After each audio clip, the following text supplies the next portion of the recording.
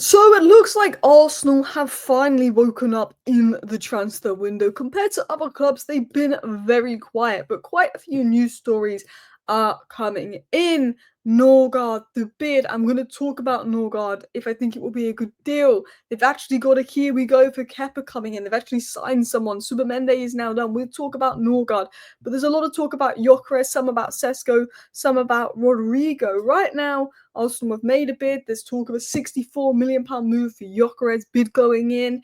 Could Gyokeres be on the verge of joining Arsenal? Zubimendi is done. They've actually got a here we go. They've actually gone and done it. They've actually gone and signed Kepa.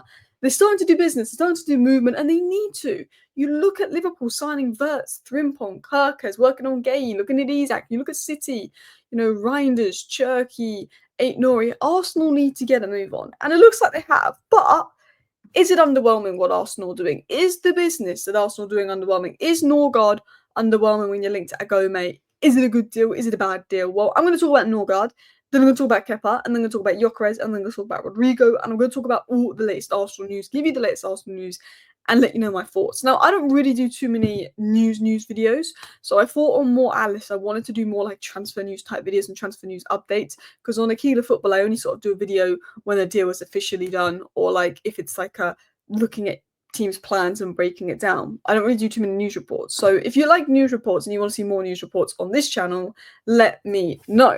But David Ornstein, who is a very good source of information, said that Arsenal are exploring a deal to sign Christian Norgaard from Brentford. Arsenal proposed for the 31 midfielder, 11 million euros and waiting. Why is it in euros if it's two English clubs? Just for Brentford, a reply, Denmark international contracted till June 2027, but keen among options. I mean, I'm sure he would want to come to Arsenal as well. I think this is a good bit of business. I think it's underwhelming. Don't get me wrong. But I also think, looking at Arsenal right now, Arteta seems to be obsessed with signing defenders and signing midfielders. We're looking at Arsenal right now. What's the point you've just brought Zubimendi in. What's the point of going and spending 60 million on another midfielder when you clearly need a striker and you clearly need a left winger? I think go and buy this guy for 10 million to replace Jorginho for depth. So then you've got the funds to bring in Rodrygo and you've got the funds to bring in Gyokeres. Because if you went and spent 60 million on a midfielder and you can't get Rodrygo or Gyokeres because of that, it would be silly. Do you know what I mean? So I feel like it's an underwhelming name. I feel like Kepa is an underwhelming name. You've actually got the here we go. You've actually gone and got it. But at the end of the day, he's a backup keeper. And considering Chelsea spent about 70 billion pounds on him, I think he actually was like 70 million quid. 5 million isn't bad business when you look at it actually. For second keeper. Obviously, Zubimendi is done, confirmed. I've done videos on Zubimendi on Aquila Football, my other channel. I think he'll be a fantastic sign for Arsenal. But let's talk about Norgaard and why I feel like this makes sense. And then we're going to talk about Gyokeres, Rodrygo, the attack. So Arsenal are targeting Norgaard as a smart, low-cost addition to strengthen their midfield depth. I think everyone's talking about him being a downgrade on Partey, but he's not the Partey replacement. Zubimendi is the Partey replacement. Zubimendi is an upgrade on Partey. Zubimendi is better on the ball than Partey. Zubimendi will be less of reliability than Partey. He is the Jorginho replacement, and he's offering, reliability, Premier League experience. If Zubimendi doesn't hit the ground running, Norgaard has Premier League proven. He can come in, he's Premier League proven, he can do a job. If you brought in a Agome and Zubimendi doesn't hit the ground running, then there's pressure on a Agome to go in. Do you know what I mean? There's Premier League experience, there's proven, he's ready-made now. We talk about Arsenal needing ready-made now players, and it's like he's probably going to be about 10 million quid. Like, for me, that's a good value deal. He's a very good player, one of those underrated players in the league. He can play further up, he can play deeper, he can play across the midfield. He's very similar to Marino, people calling it the BTEC Marino. But I think he's very good in duels. He can play deeper than Marino. He's comfortable. He'd work well with Zubimendi if need be. It allows Declan Rice to play as an 8 more. Even though I've always preferred Declan Rice as a 6, Arteta clearly sees Declan Rice as an 8 and prefers him as an 8. And that makes sense. Zubimendi is an upgrade on Partey. Norgaard is I say update on Jorginho, upgrade on Jorginho, and is great off the ball and at winning duels. On the ball, Jorginho is better than Norgaard. On the ball, Jorginho is better than Norgaard. Off the ball, Norgaard's better. He's better at winning duels. Now, in terms of Norgaard, he's known for his good ball winning ability. He's known for winning duels. He's known for being physical. He's known for being higher at the pitch. And Arsenal have one of the highest physical ceilings in the Premier League. In fact, maybe the highest. I think out of possession, Arsenal were the best team in football. Out of possession. In possession, final third, not so much. But out of possession, they have the best defensive record. I think they're best at winning duels. They've got the best rest defense. You look at the defensive numbers. Arsenal, one of the best teams in the world, arguably the best team in the world out of possession. When it comes to structure, physicality, when it comes to the physical levels of the squad, they are hard to beat. They can cover ground well, they're physical, and he's further going to improve that. A good dual winner, 6'1", brings that physicality. That was my biggest concern with Manchester United this season, was our lack of physicality in games where teams were just dominating us physically. You look at teams like Newcastle, they've always been good physically. Newcastle have always been a good team physically. So they've always done quite well against big sides, whereas Manchester United have struggled in the Premier League due to lack of physicality. You know, the injuries at City and Gundogan's legs going, City struggled this season because of lack of physicality. He's got the stamina, he's got the athleticism, he brings much needed physicality, which is, you know, you can't underrate that in the Premier League. But look, he's not as good as Jorginho on the ball, he's not as good as Zubimendi on the ball, but he's good on the ball. It's not like he's bad on the ball. He's good at progressing the ball. He's good under pressure. He's good as a backup. He's a good backup option. Like, I think it makes sense. For me, he can slot into a number 6 role. He can play higher up.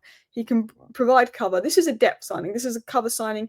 This is someone just to replace Partey with, which may be an underwhelming name, but it's not like Arsenal need to spend 60 million on another midfielder. You know, if you could bring in Rodrygo and Gyokeres and still afford to spend 60 million on another midfielder, go do it. But it's like, you've got to prioritise your attack. Arteta's obsessed with defenders and midfielders. He's got to prioritise attack. So when you brought Zubimendi in, there's no point spending 60-odd million on a midfielder. I'd understand if there's a Morgan Rogers, Xavi Simons type, winger type midfielder, but there's no point spending loads of money on another midfielder when you need to go and sort out attack. And if you have the funds left, go and spend it on a midfielder. But I think he's good. I think he provides flexibility. I think he will be good against the lower sides. I think he will be good as a rotation. I think he's good at pressing. He brings intensity. I think it's a good signing. He's tidy. He's good at progressing the ball. He's decent on the ball. He's a leader. He's the right kind of character for the dressing room. He wants to be there. He brings leadership. I think he will be an underrated player. He's disciplined. He's intelligent. I think he's a very underrated player. I think he's a very underrated addition. And I don't get the negativity around it. I think it's good for Arsenal. And as I said, and I want to talk about the other transfers, lower fee, lower wages, more budget friendly, frees up funds for attacks. You need attack. You need your attack to be sorted. You can bridge the gap. It's good depth. It's not glamorous, but I think it's smart. I think it's just smart, easy business. You know how Liverpool signed Endo?